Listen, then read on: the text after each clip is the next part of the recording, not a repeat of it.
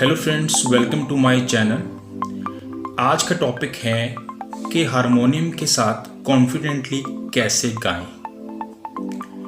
बहुत सारे व्यूअर्स के मुझे मैसेजेस मिले हैं कि उनको हारमोनियम के साथ गाने में दिक्कत आ रही है। तो चलिए बात करते हैं कि ऐसा क्यों होता है और हम ऐसा क्या क्या कर सकते हैं जिससे कि हमारी ये प्रॉब्लम कम हो जाए और फिर धीरे धीरे ख़त्म हो जाए। तो जितना मैंने स्टडी किया है अपने एक्सपीरियंस के आधार पर, मुझे ऐसे 3 फैक्टर्स मिले जिसके कारण हो सकता है आपको ये प्रॉब्लम आ रही हो। देखते हैं वो कौन कौन से फैक्टर्स हैं। उनमें पहला है लैक ऑफ प्रैक्टिस, दूसरा है लैक ऑफ कॉन्फिडेंस और तीसरा है लैक ऑफ कोऑर्डिनेशन। कोऑर्डिनेशन मतलब गाने में और हारमोनियम पर बजाने में। अगर हम इन तीनों फैक्टर्स को देखें तो दूसरे और तीसरे दोनों फैक्टर्स पहले फैक्टर यानी कि प्रैक्टिस से जुड़े हैं। मतलब प्रैक्टिस या रियाज ही वो मेन चीज़ है जो आपको इस समस्या से निजात दिला सकता है, लेकिन प्रैक्टिस करने का सही तरीका हमें पता होना चाहिए। तो इन तीनों फैक्टर्स को लेकर मैं कुछ टिप्स आपसे शेयर करने वाला हूँ जिससे आपको बहुत हेल्प मिलने वाली है। अगर फिर भी आपको कुछ प्रॉब्लम आती है तो आप मुझे लिखिए, मैं आपकी पक्का हेल्प करूँगा। तो चलिए अब हम चलते हैं हारमोनियम की कीज़ पर। नंबर 1, जब आप अलंकारों की प्रैक्टिस करते हैं तो आपको वो प्रैक्टिस गा कर करनी है ताकि बाद में सॉन्ग्स में आपको कोई प्रॉब्लम ना आए, और मेट्रोनोम या फिर रिदम के साथ करनी है ताकि कोऑर्डिनेशन में कुछ प्रॉब्लम ना हो। देख लेते हैं गा के, जैसे सा रे गा मा पा धा नी सा नी धा पा मा गा रे सा रे गा मा पा धा, ऐसे। और कोशिश कीजिए मेट्रोनोम के साथ करने की। मेट्रोनोम के साथ अगर आप प्रैक्टिस करते हैं तो आपकी रिदम से जुड़ी सारी प्रॉब्लम्स दूर हो जाएंगी, पहली बात तो। दूसरी बात ये है कि आपका गाने में और बजाने में प्रॉपर कोऑर्डिनेशन रहेगा। आइए मेट्रोनोम के साथ देख लेते हैं। मेट्रोनोम को सेट किया है मैंने 90 BPM पर। एक बीट को छोड़कर या फिर एक क्लिक को छोड़कर गाएंगे। कैसे? सा रे गा मा पा धा नी सा नी धा पा मा गा रे सा। ठीक है, बाद में आप इसकी स्पीड को बढ़ा सकते हैं। अभी हमने एक बीट छोड़कर प्रैक्टिस करी, मतलब हमने एक नोट को 2 बीट्स दी। बाद में आप बीट के साथ भी प्रैक्टिस कर सकते हैं। कैसे? सा रे गा मा पा धा नी सा नी धा पा मा गा रे सा, ताकि आपका कोऑर्डिनेशन जो है वो बना रहे। अभी हम कैरवा में भी देख लेते हैं। 1 2 3 4। सा रे गा मा पा धा नी सा नी धा पा मा गा रे सा रे गा मा पा धा नी सा, ऐसे। इससे आपका कोऑर्डिनेशन बना रहेगा और आपको बहुत हेल्प मिलेगी जब आप हारमोनियम के साथ कोई सॉन्ग गाओगे। अब हम दूसरे पॉइंट पर आते हैं। जब भी आप सॉन्ग्स पे आएं तो सबसे पहले इजी सॉन्ग से स्टार्ट कीजिए।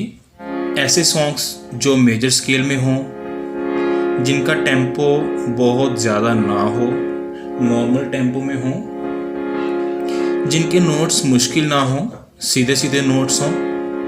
ऐसे एक दो सॉन्ग्स मेरे ध्यान में आ रहे हैं। मैं आपको एग्जांपल के लिए बता रहा हूँ, आपका टेस्ट कुछ अलग हो सकता है। जैसे ये गाना है एक प्यार का नगमा है। एक प्यार का नगमा है, मेजर स्केल पे गाना है और सिंपल सिंपल नोट्स हैं, टेम्पो भी ज़्यादा नहीं है। मौजों की रवानी है, जिंदगी और कुछ भी नहीं, तेरी मेरी कहानी है। एक प्यार का नगमा।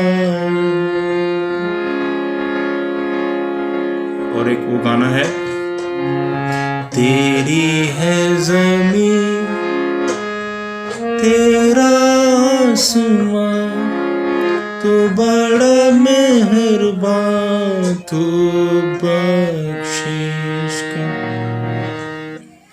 ऐसे सॉन्ग्स जो सीधे सीधे हों। और एक गाना मेरे दिमाग में आ रहा है, हाँ, तुमको देखा तो ये ख्याल आया, तुमको देखा तो ये ख्याल आया, जिंदगी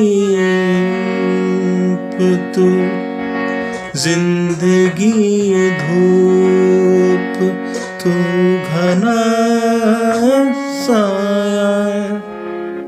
लिरिक्स मेरे ध्यान में नहीं है। जिंदगी धूप तू घना साया, ऐसे। और एक गाना है, छूकर मेरे मन को किया तूने क्या इशारा, बदला ये मौसम, लगे प्यारा जग सारा। ऐसे सॉन्ग्स, आपका टेस्ट कुछ अलग होगा, मुझे पता नहीं है, तो आप देखिए ऐसे कौन से सॉन्ग्स हैं जो इजी हैं और टेम्पो स्लो है, नोट्स सीधे सीधे हैं, उनसे आप स्टार्ट कीजिए। नंबर 3, जो भी गाना आपने परफॉर्म करना है वो आपको गाना और बजाना अच्छे से आना चाहिए। अगर कहीं पे प्रॉब्लम है तो नोट्स मैच नहीं होंगे और आपको प्रॉब्लम आएगी। तो मेरा तो कहना यही है कि एक एक लाइन की बार बार प्रैक्टिस कीजिए ताकि आपका गाना और बजाना सेम हो जाए, तभी वो हारमोनियम पर सही तरीके से बजेगा और उसके साथ आप गा भी पाएंगे। एक एक लाइन की आपको अच्छे से प्रैक्टिस करनी पड़ेगी। जैसे मान लो यही गाना है, एक प्यार का नगमा है,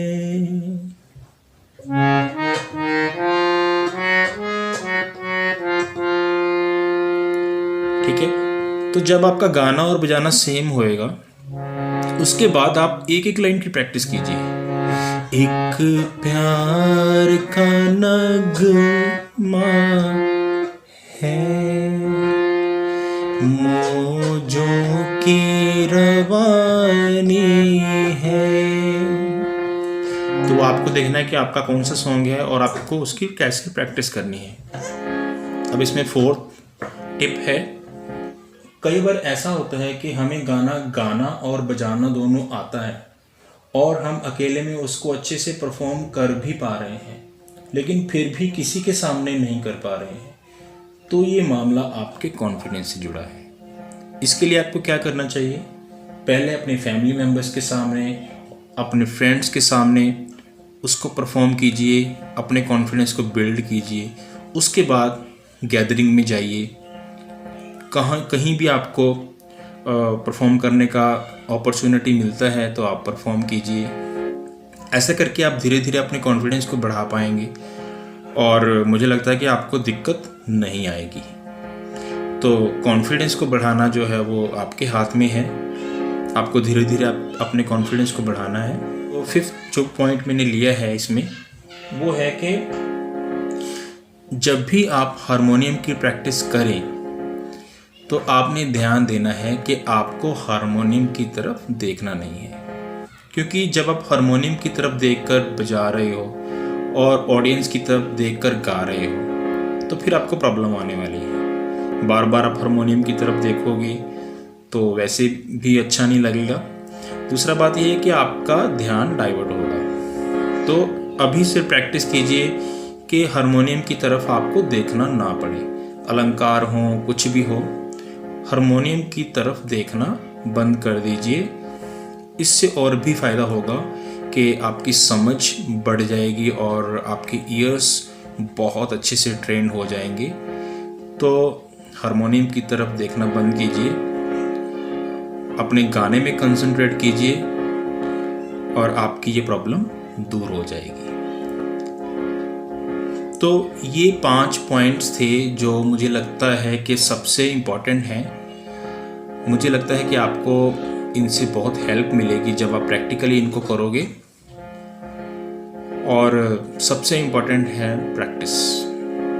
जितना आप ज़्यादा प्रैक्टिस करोगे उतनी जल्दी आप इन प्रॉब्लम्स से निकल पाओगे।